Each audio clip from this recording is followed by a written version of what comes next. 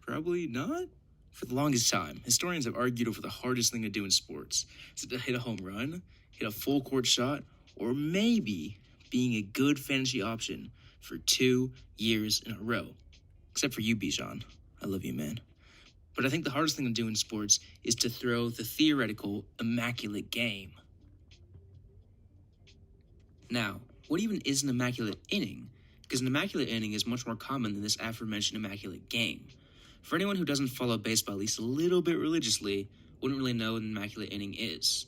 An immaculate inning is when a pitcher strikes out 3 batters on 9 pitches, 3 up, 3 down, with 0 balls taken from the batter. That means a pitcher needs to have elite command, so the batters just start swinging at air. So for a game to be immaculate, that would mean there would be 27 strikeouts, only 81 pitches thrown, no hits, and no walks. But why would I say that this is an impossible thing to do? There's been a good amount of perfect games and even more no-hitters, and 118 immaculate innings. This can make like 13 immaculate games if you just squish them all together. But the thing is, the max amount of strikeouts in a no-hitter ever was by the GOAT Nolan Ryan with 17 back in 1973, and the most strikeouts thrown in a perfect game is 14. Even with the 17 strikeouts from Nolan Ryan, that is still 10 less than what an immaculate inning would be, and also Nolan Ryan walked a few guys in that game. So maybe it would be hard to do. Another big problem is just the amount of innings pitchers throw these days. I mean, think about it. When was the last time the league had at least 3 pitchers throw more than 3 complete games?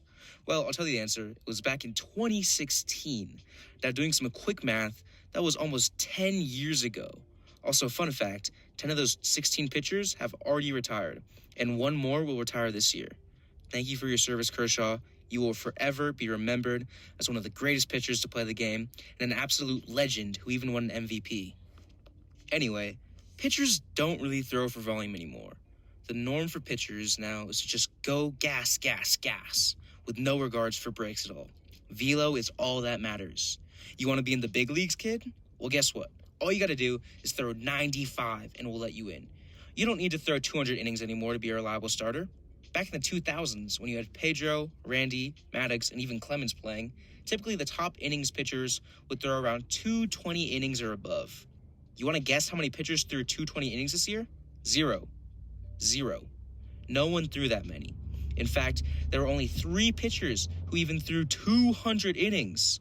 There aren't any more Nolan Ryans, Gaylord Perrys, or Steve Carlton type players that will shell out 5,000 innings in their careers. The bottom line is, pitchers don't throw enough volume for them to throw immaculate or even perfect games. But I still think eventually it will happen. And we're seeing some of the most dominant pitchers in this era right now. You have Paul Skeens, Tarek Skubal, and the absolute insane child of a man, Shohei Ohtani. Maybe one of them could throw an immaculate game one of these days. Now, thank you so much for watching. I hope this video was a good introduction for those new to baseball, or a fun watch for those already fans. Have a great day, and please continue to support baseball.